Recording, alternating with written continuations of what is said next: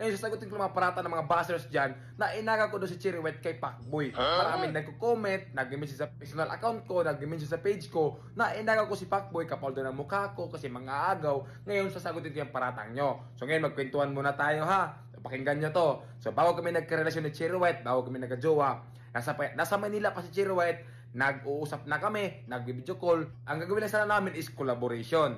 So, make the story short, tinanong ko si Cherry White kung may jowa ba siya. Anong sagot ni Cherry White? Wala akong jowa. Basers, pakinggan nyo ito mga basers. Ang sa akin lang is komportable na ako na wala siyang jowa. So, siyempre, ako din naman na wala akong jowa.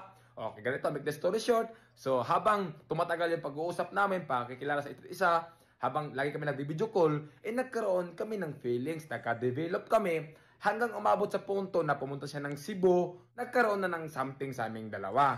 So, wag yung sabihin na inaga ko si Cherry White kay Pacboy. So, imposible naman ang babae papatol sa isang lalaki na may karelasyon. Alam nyo yan, girls, na hindi nyo gawain yan na magpagrelasyon sa ibang lalaki na may relasyon kayo. So, di natin alam kung anong rason kung bakit wala na sila ng Pacboy. Ayaw ko mag-tell niyan kasi sila lang daw nakakaalam. Hindi ko inagaw. Alam niya ni Cherry, hindi ko siya inagaw.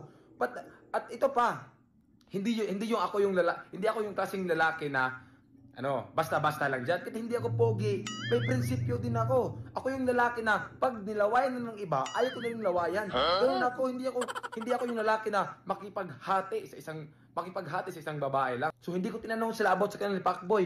Yun lang kasi privacy nila yan. So ito pa, naiinis ako Kasi sabi nila, content lang daw kami ni Cherry White. Intindihan ko kayo kasi nga nangyari sa akin nung nakaraan na nag-reveal ako ng jowa na hindi ko jowa. So ngayon, imposible naman na content lang kami, di ba? Halos na yun sa vlog namin, puro nangalaplapan, sasabihin nyo, content pa rin. So, paano nyo sabi na content lang kami ni Cherry? Nagkataon lang nung birthday ko na marami akong inimbita ng mga vlogger at yung mga vlogger naman, binidyohan kami habang sumasayaw. Siyempre, di namin natiis yung sarili namin. Naghalikan kami. Binidyohan nila. Paano nasabi yung content? Hindi nga namin vlog yun, di ba? So, content yun ng mga ibang vlogger. So, sila yung nag-content sa amin. Ang sa amin lang is ginawa lang namin yung relasyon namin na ano yung nararamdaman namin. Di ba? So, hindi kami ang nag-content mga vlogger kasi maraming vlogger doon nakatutok. So, actually, sinabi ko kay Cherry na wag muna kaming mag-private relationship muna kami kasi nga, pag social media talaga, maraming makisasaw, maraming masasabi, di ba? So,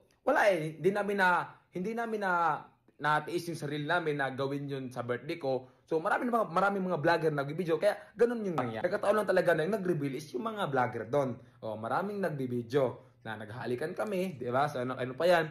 At yun lang, kinainisan ko na mang-aagaw ako ng jowa. Hindi ko yung gawain ng mga agaw ng jowa. Kung alam ko lang na may jowa si Cherry, ba't ako papatol doon? Ang mangyayari lang sana doon is collaboration. Magkukolab lang sana kami ng vlog. Siyempre, wala siyang jowa, wala din akong jowa, nagkamahalan kami, di ba? Nagkagusto kami sa isa't isa.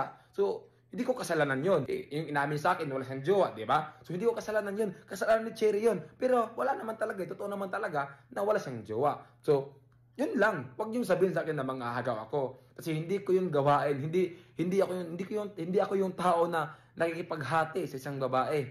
Kahit hindi ako pogi, hindi ko manghahagaw. Hindi ko gawain yun.